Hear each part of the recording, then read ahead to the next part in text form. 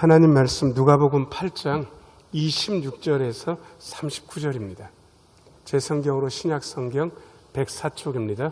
누가복음 8장 26절에서 39절입니다. 좀 길기는 하지만 한 목소리로 같이 읽도록 하겠습니다. 누가복음 8장 26절에서 39절까지입니다. 같이 읽습니다.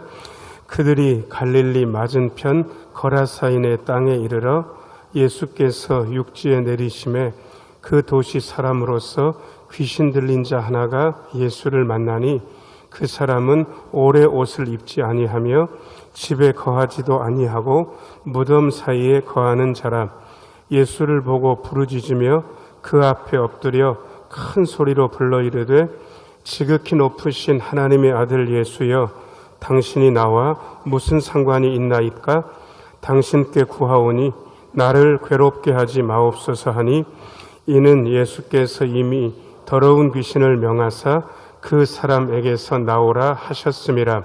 귀신이 가끔 그 사람을 붙잡음으로 그를 쇠사슬과 고랑에 매어 지켰으되 그 맨 것을 끊고 귀신에게 몰려 광야로 나갔더라. 예수께서 내 이름이 무엇이냐 물으신즉 이르되 군대라 하니, 이는 많은 귀신이 들렸음이라. 무적행으로 들어가라 하지 마시기를 간구하더니 마침 그곳에 많은 돼지떼가 산에서 먹고 있는지라 귀신들이 그 돼지에게로 들어가게 허락하심을 간구하니 이에 허락하시니 귀신들이 그 사람에게서 나와 돼지에게로 들어가니 그 떼가 비탈로 내리달아 호수에 들어가 몰사하거늘 치전자들이 그 이루어진 일을 보고 도망하여 성내와 마을에 알리니 사람들이 그 이루어진 일을 보러 나와서 예수께 이르되 귀신 나간 사람이 옷을 입고 정신이 온전하여 예수의 발치에 앉아있는 것을 보고 두려워하거늘 귀신 들렸던 자가 어떻게 구원받았는지를 본 자들이 그들에게 이르매 거라사인의 땅 근방 모든 백성이 크게 두려워하여 예수께 떠나가시기를 구하더라. 예수께서 배에 올라 돌아가실새 귀신 나간 사람이 함께 있기를 구하였으나 예수께서 그를 보내시며 이르시되 집으로 돌아가 하나님이 내게 어떻게 큰 일을 행하셨는지를 말하라 하시니 그가 가서 예수께서 자기에게 어떻게 큰 일을 행하셨는지를 온 성내에 전파하니라. 아멘. 잠시 기도하고 하나님 말씀 듣습니다. 은혜로우신 아버지 하나님, 이 시간 말씀하여 주시고 말씀을 듣는 중에 주의 은혜가 경험되며 주의 말씀이 우리의 마음속에서 약동하는 것 느끼게 하여 주옵소서. 주의 말씀에 사로잡히는 아름다운 시간 되게 하여 주옵소서. 예수님 이름으로 기도하옵나이다. 아멘. 오늘 3부 예배 나오신 모든 분들 하나님의 은혜 가득하기를 축원합니다. 잘 나오셨습니다. 사람들은 제각각 자기의 삶을 잘 살아가는 것 같습니다. 사람들 보면 다 멀쩡하고 그리고 자기의 일들을 잘 감당하고 문제가 없는 것처럼 보이지만 사람들이요 대부분 이상한 구석은 다 있습니다. 부부싸움을 심하게 한 부부가 저한테 와가지고 서로 편들어 달라고 그러고 있는 거, 그럴 때 같이 만나면 안 되거든요. 그 부인 되신 집사님도 만나고 그 다음에 그 남편분도 만나는데 저한테 묻는 질문 두 분이 똑같아요. 목사님, 제가 비정상입니까? 우리 아내가 비정상이 아닙니까? 또 그 아내 되시는 분들도 똑같은 얘기를 하는 거예요. 여러분, 정상과 비정상을 어떻게 구분하실 수 있으시겠습니까? 아마 사람들은 대부분 자기는 100% 정상이고 자기를 괴롭게 하고 자기를 힘들게 하는 그 사람은 약간 이상하다, 뭐 그렇게 얘기할 수도 있지만 그렇지는 않습니다. 옆에 있는 분 얼굴 잠깐 보시고 저 좀 보세요. 뭐라고 얘기하지 마시고. 자, 여러분, 옆에 있는 분들이 멀쩡하게 온전하게 보입니까? 그런데 제가 정답을 일러드릴게요. 약간은 이상한 구석이 있습니다. 그러니까 옆에 있는 분들 보시고요, 싸움 나면 안 되니까 작게만 약간 이상한 거 아세요? 한번 얘기 한번 해보세요. 자, 시작. 약간 이상한 거 아세요? 아니, 여러분들끼리만 하라는 게 아니고 저도 마찬가지. 저도 마찬가지라고. 여러분들이 목사님 약간 이상한 거 아세요? 그렇게 해도 제가 거기 아멘할 준비가 이미 돼 있어요. 약간 이상해요, 저도. 그런데 사람들이 정상 범주 안에 들어가 있으면 그 이상한 것 가지고도 소통은 되는 거예요. 그래서 인간관계가 완전히 파탄 나지 않으면 약간 이상한 구석이 있지만 그분을 정상인의 범주에 놓고 정상이라고 그렇게 판단하는 거예요. 근데 오늘 말씀에 보면 그야말로 정상이라고 얘기할 수 없는 인간관계가 파탄난 어떤 분이 나와요. 이렇게 인간관계가 완전히 파탄나고 정상이라고 얘기할 수 없으면 이분에게 과연 희망이 있을까? 이런 분도 나아질 수 있을까라는 이 질문 가지고 오늘 본문을 보실 수도 있을 것 같습니다. 오늘의 이야기는 예수님께서 두 번째 유월절과 세 번째 유월절 사이에 일으키신 일입니다. 이렇게 말씀드리면 어떤 분들이 무슨 두 번째 유월절, 세 번째 유월절이 왜 나오는가? 예수님께서 3년 반 공생의 사역을 하셨는데 그 예수님의 사역을 조금 나누기 위해서 학자들이 어떻게 나눴냐 그러면 첫 번째 유월절, 두 번째 유월절, 세 번째 유월절, 네 번째 유월절. 예수님은 그 네 번째 유월절에 십자가에 못 박혀 돌아가셨거든요. 그래서 그걸 보고 예수님의 전기 사역인지 중기 사역인지 아니면 후기 사역인지 그렇게 아는 거예요. 그래서 오늘 이야기는 두 번째 유월절과 세 번째 유월절 사이에 예수님께서 한창 갈릴리에서 2차로 사역하실 때 있었던 이야기입니다. 예수님께서 갈릴리 바다 건너편으로 제자들한테 건너가자 하시고 그리고 제자들이 풍랑을 만나 그 풍랑을 잔잔하게 하신 다음에 거라사란 지방에 다다르십니다. 그리고 거기서 아주 희한한 사람 하나를 만나게 됩니다. 그분이 오늘 주인공입니다. 27절 한번 보겠습니다. 27절입니다. 27절입니다. 화면 보면서 같이 한번 읽겠습니다. 시작. 예수께서 육지에 내리심에 그 도시 사람으로서 귀신 들린 자 하나가 예수를 만나니 그 뒤에요. 그 사람은 오래 옷을 입지 아니하며 집에 거하지도 아니하고 무덤 사이에 거하는 자라. 그 앞부분 좀 비춰줘 보세요. 도시 사람 하나를 거라사 지방에서 만나셨는데 이분의 상태를 딱 단적으로 네 번째 줄에는 뭐라고 얘기하고 있습니까? 귀신 들렸다는 거예요. 귀신 들림에 대해서는 여러 가지 얘기를 할 수 있지만 저는 이분이 이 귀신 드는 게 어떤 증상인지 여러분들한테 얘기 안 하고 이분의 나타난 증상만 좀 얘기를 해드리려고 합니다. 그 뒷부분이요. 이분이 귀신 들렸다고 돼 있는데 이분이 귀신 들린 걸 어떻게 알 수 있냐 그러면 옷을 입었습니까? 안 입었습니까? 목욕탕에서 옷 안 입는 거는 정상입니다. 그런데 계속 밖에 나와서도 옷 안 입고 살면 이분은 정상이 아닌 거예요. 그리고 이분은 집에서 삽니까? 무덤 사이에서 삽니까? 여러분 집에서 살아야 돼. 사람들하고 부대끼면서. 그런데 이분은 집에서 사람들하고 부대끼면서 사는 게 아니고 무덤 사이에서 사람들과 모든 관계가 끝나가지고 거기서 살고 있는 거예요. 이분은 온전하지도 않고 그야말로 정상도 아니에요. 이분이 과연 희망이 있을까? 희망이 있었습니다. 어떤 분 때문에 희망이 생겼는데 그분에 대한 이야기를 저는 오늘 하려고 합니다. 그분이 어떤 분인지 첫 번째 비춰주세요. 1번입니다. 자, 저를 따라서 하세요. 우리 예수님은 영적인 권위를 가지셨습니다. 한 번만 더요. 우리 예수님은 영적 권위를 가지신 분입니다. 29절 비춰주세요. 29절입니다. 29절. 한번 읽겠습니다. 화면 보면서 시작. 이는 예수께서 이미 더러운 귀신을 명하사 그 사람에게서 나오라 하셨습니다. 그 말씀 좀 붙잡고 계세요. 제가 한 번 더 네 번째 줄까지 읽을 테니까 제가 잘 읽나 잘못 읽나 한번 들어보세요. 이는 예수께서 이미 더러운 귀신에게 부탁하사 그 사람에게서 나오라 하셨습니다. 제가 잘 읽었습니까? 잘못 읽었습니까? 어디가 잘못됐습니까? 여러분 예수님은 귀신에게 부탁하셨습니까? 명령하셨습니까? 여러분 예수님은 귀신에게 부탁하는 분이 아니에요. 혹시 어렸을 때나 요 근래 굿하는 거 보신 적 있으세요? 가까운 데서 말고라도 멀리서라도. 저는 어려서 바닷가에서 자랐고 저희 동네는 그야말로 굿판이 일상인 그러한 동네였습니다. 바닷가였기 때문에 특히 그랬는데요. 혹시 제가 예수 믿기 때문에 가까이 가면 굿이 안 되는 걸 제가 몇 번을 경험했기 때문에 이제 저 때문에 또 굿판이 깨지면 제가 미안하지 않습니까? 그러니까 멀리서 이렇게 보는데 세상에 그 무당이 묘하게 말을 하더라고요. 거기 있는 사람들한테는 반말로 막 이것저것을 시키는 거예요. 그런데 희한하게 귀신이 와가지고 뭐 이상한 조짐이 보이니까 그 귀신한테는 존댓말을 합니까? 존댓말을 합니까? 잘 모르세요? 보신 적 없으세요? 보시면 재밌는데. 막 존댓말을 하면서, 아이고, 여기 뭐 얻어잡수실 게 있다고 여기를 오셨습니까? 이 양반 불쌍한 사람이니까 여기 계시지 말고 딴 데로 가시라고 막 사정을 하고 애거를 하고 보내는 것을 제가 봤습니다. 사람한테는 반말, 귀신한테는 존댓말 부탁하는 거예요. 무당은 보통 그렇게 움직여요.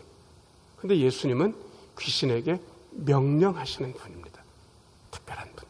왜 명령하실 수 있는지 아세요? 제가 정답을 일러드릴게요. 자, 저를 따라서 하세요. 우리 예수님은 하나님의 아들이십니다. 하나님의 아들의 권위로, 조물주의 권리로 귀신에게 명령하실 수 있는 거예요. 그 권위가 예수님께 있으셨어요. 그 다음에 30절도 비춰줘 보세요. 어떤 권위가 있는지 30절. 30절. 같이 한번 읽겠습니다. 시작. 예수께서 내 이름이 무엇이냐 물으신 즉 이르되 군대라 하니 이는 많은 귀신이 들렸습니다. 예수께서 뭘 물으셨습니까? 이름이 뭐냐고 물으셨잖아요. 여러분 이것도 잘 생각해 보셔야 돼요. 제가 길을 가는데 어떤 술 취한 양반이 제 앞에 떡 서더니 당신 이름 뭐야? 이렇게 하면 제가 이름을 얘기해 줄 것 같습니까? 얘기를 안 해줄 것 같습니까? 잘 모르세요? 저를 대해서 잘 모르시는군요. 저는 이렇게 할 겁니다.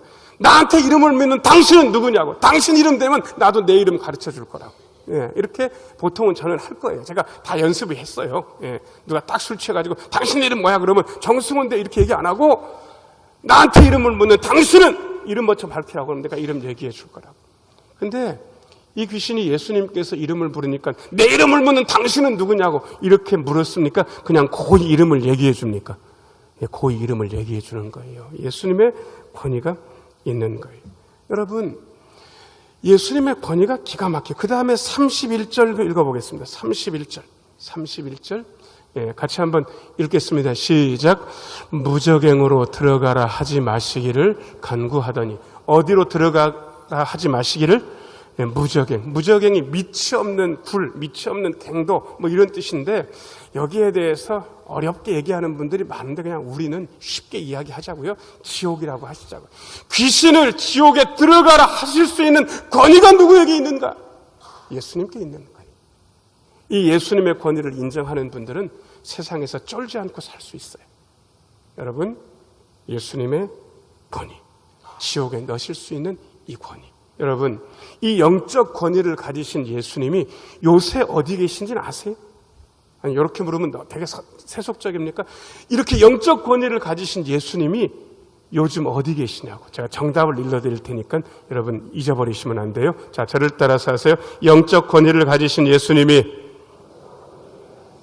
우리 중에 계십니다. 한 번만 더. 영적 권위를 가지신 예수님이 내 안에 계십니다. 여러분, 영적 권위를 가지신 예수님이 우리 안에, 여러분 안에 있는 거예요. 그 대신 여러분들은 자꾸 헷갈려 하시더라고요. 내가 기도가 되고 상태가 좋으면 영적 권위를 가진 예수님이 내 안에 계시는 것 같고, 내가 요즘 기도도 못하고 봉사생활도 잘 못하고 사업도 잘 안 되고 힘도 들고 그러면 영적인 권위를 가지신 예수님이 여러분 안에 안 계실 것 같은 착각을 하면서 사는 게, 그건 그야말로 착각. 여러분들의 상태와 상관없이 예수님께서 영적 권위를 가지시고 여러분 안에 계십니다. 이거를 고백할 수 있느냐 고백할 수 없느냐가 여러분들의 지금의 믿음 상태를 드러내는 겁니다. 자, 한 번만 더 해보겠습니다.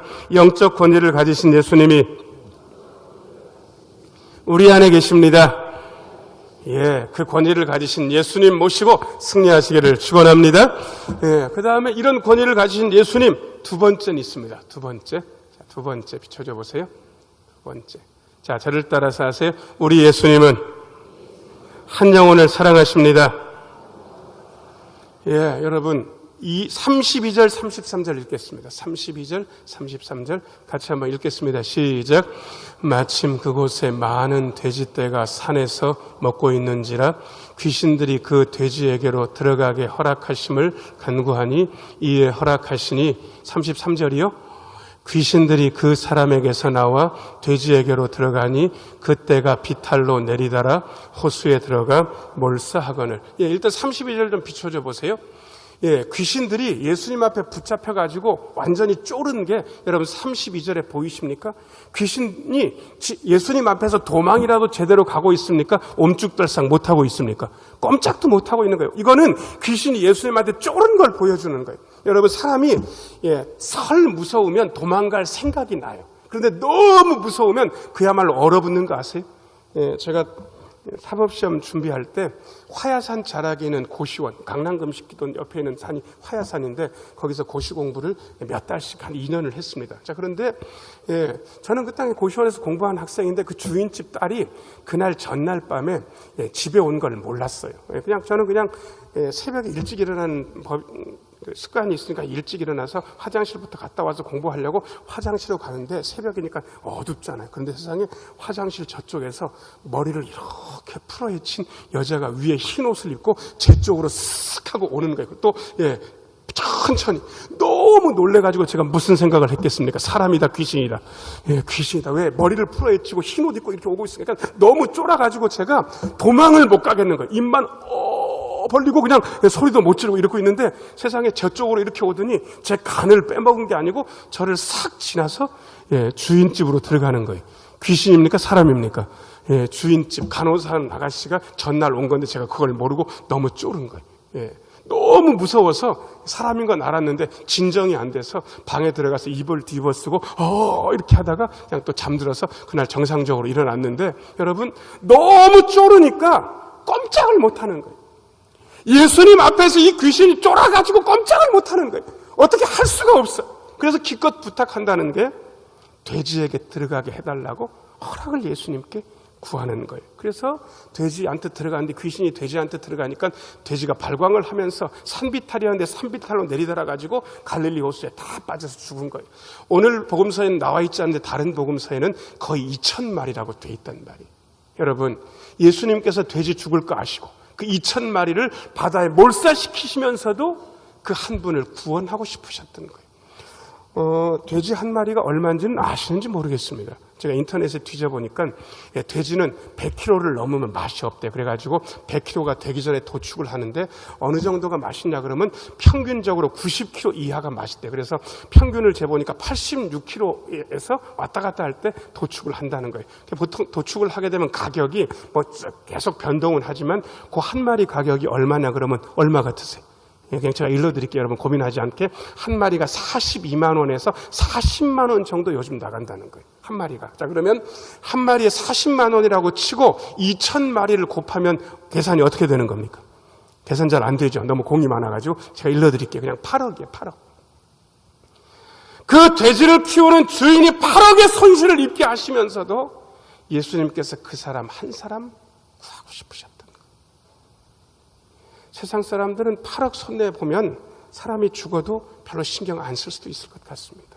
그런데 예수님은 그 한 영혼을 8억보다 더 값어치 있다고 말씀하셔. 아니요, 온 천하보다 한 영혼을 더 사랑하시는 분이 예수님입니다. 자, 저를 따라서 하세요. 우리 예수님은 한 영혼을 지극히 사랑하십니다.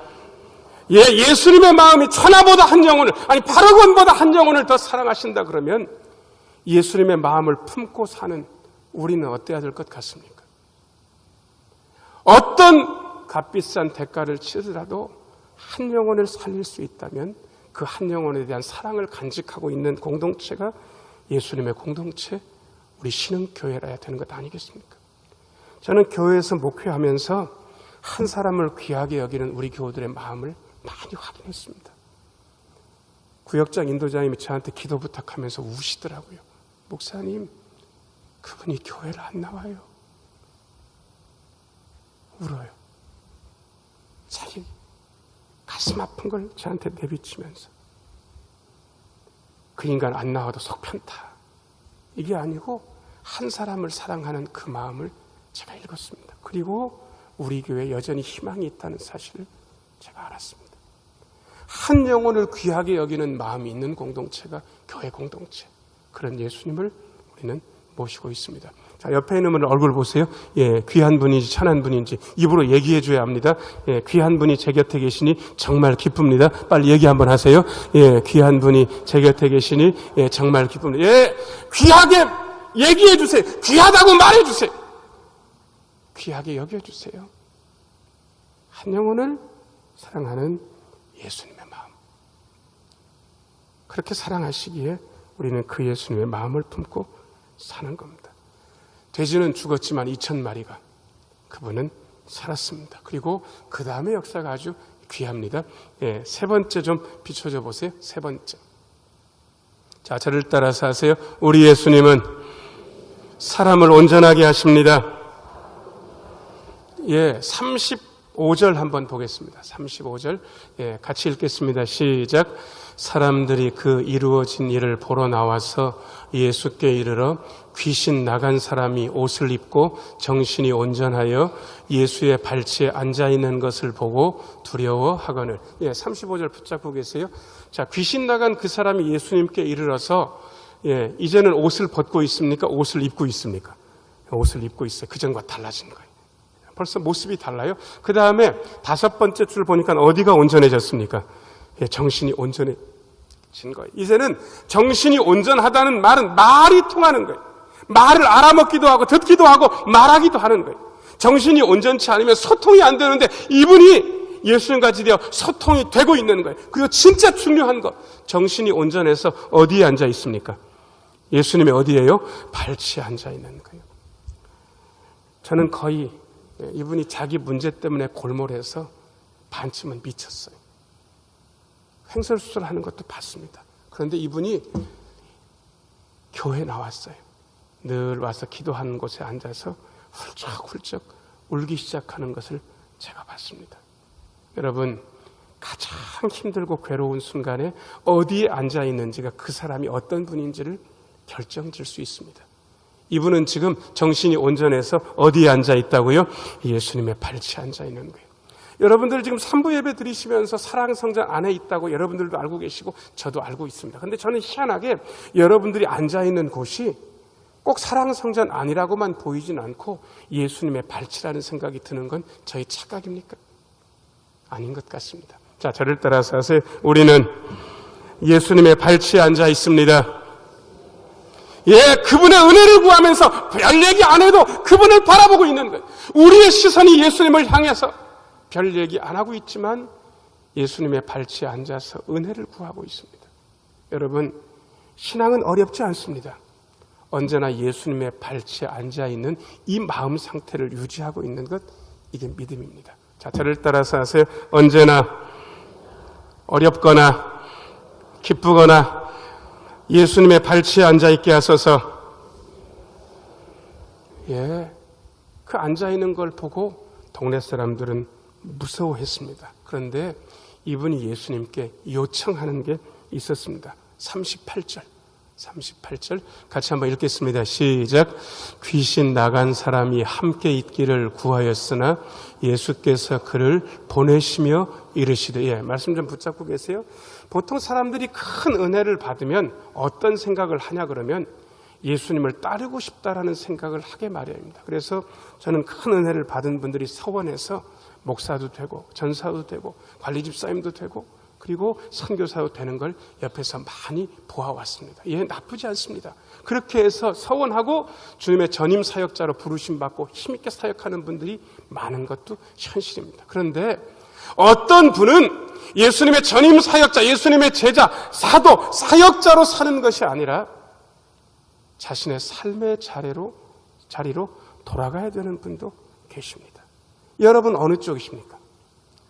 예수님의 은혜를 받은 것까지는 제가 이해하는데 과연 은혜를 받아서 내가 전임 사역자로 목사, 전사, 관리집사 그렇게 선교사로 부름 받았는가? 아니면 나는 내 삶의 자리로 돌아가야 되는가? 아마 예수님께서 하시는 일 같습니다. 어떤 분은 전임 사역자로 부르십니다. 그런데 어떤 분들은 너의 삶의 자리로 돌아가라 그렇게 말씀하기도 하십니다. 어떤 분이 어떤 선택을 하고 어떻게 예수님께서 선택받을지 저는 잘 모르겠습니다. 그런데 그것은 예수님의 권한입니다. 자, 저를 따라서 하세요. 우리 예수님께서 알맞게 선택해 주십니다. 예, 그래서 이분한테는 예수님이 너는 전임 사역자로 나를 따르라, 내 제자가 되라 그렇게 말씀하시지 않고 이분을 돌려보내십니다. 돌려보내시는데 이분은 그 다음부터요 전임 사역자, 예수님의 제자가 되진 않았지만 이분은 사명을 감당해냈습니다. 39절 읽겠습니다. 39절 같이 한번 읽겠습니다. 시작. 집으로 돌아가 하나님이 내게 어떻게 큰 일을 행하셨는지를 말하라 하시니 그가 가서 예수께서 자기에게 어떻게 큰 일을 행하셨는지를 온 성내에 전파하니라. 아멘. 39절 좀 붙잡고 계세요. 이분이 집으로 돌아가서 그야말로 전도의 사명을 감당해내는데 아주 쉽게 전도합니다. 하나님이 자기에게 어떻게 큰 일을 행하셨는지 딱 그 얘기만 하고 있는 거예요. 우리는 사실은 전도에 대해서 굉장한 스트레스를 많이 받고 있습니다. 저는 전도 폭발 임상 지도자 훈련도 갔다 왔고 우리 교회에서 바울 전도학교도 여러분들과 2번 이태를 같이 했습니다. 그때 제가 배운 걸 지금도 기억하고 있고 매일 새벽마다 외기도 하고 어떤 데 가서 쓰기도 합니다. 천국 영생은 값없이 주신 하나님의 선물입니다. 천국 영생은 돈이나 공로나 자격으로 얻는 것이 아닙니다. 그렇다면 하나님은 왜 천국 영생을 선물로 주셔야만 할까요? 그것은 인간이 죄인이기 때문입니다. 죄인은 자신을 구원할 수 없습니다. 여러분 눈 보면서 제가 이거 끝까지 다 할 수 있어요. 아마 여러분들 이게 되시는 분들이 별로 없을 거예요. 이게 안 되기 때문에 나는 전도를 못해. 이렇게 생각하시는 분들도 많으리라 생각합니다. 그런데 전도는 그게 본질이 아닙니다. 여기 어떻게 보면 전도의 본질, 우리가 알고 있는 간증의 본질이 39절에 나와 있습니다. 자, 저를 따라서 하세요. 하나님이 나에게 어떻게 큰 일을 행하셨는지 말하는 것이 전도이며 간증입니다. 하나님께서 나에게 어떻게 큰 일을 행하셨는지 그 과정을 말하고 그 과정을 얘기하고 그 과정을 서툰 언어지만 떠듬떠듬 하면서라도 얘기할 수 있으면 그분은 이미 전도하고 계신 거고 그분은 이미 간증을 하고 계신 것입니다. 저는 사람들이 뺀질을 한 말 때문에 구원받지 않는다는 사실을 전도 현장에서 이미 경험한 사람입니다. 제가 아는 분이요, 이걸 딸딸딸딸 외워가지고요, 가가지고 오랜만에 만나는 사람한테 집이 내 말 한 5분만 들어줄 수 있어. 아유, 내가 5분 정도 들어주지. 그래서 이거를 쫙, 그야말로 토시 하나 안 틀리고 쫙 얘기했어요. 다 들은 다음에 이분이 뭐라고 얘기하냐 그러면 집이는 너무 말을 잘해. 끝. 여러분, 당신은 너무 말을 잘한다고 얘기하면 전도가 된 겁니까? 전도가 안 된 겁니까? 전도가 안 된 거예요. 근데 저는 떠듬떠듬 거리면서도 뭔가를 얘기하고 그리고 그 얘기를 듣고 감동을 받고 교회에 따라 나선 여러분들이 있다는 사실을 저는 확인을 했습니다. 이분은 예수님께서 당신의 사역자로, 전임 사역자로 부르진 않았지만 예수님께서 이분에게 사명을 주셨고 이분은 충분히 자기 삶의 자리에서 사명을 감당하신 분입니다. 귀신이 나간 그분 말입니다. 삶에 희망이 없었던 그분 말입니다.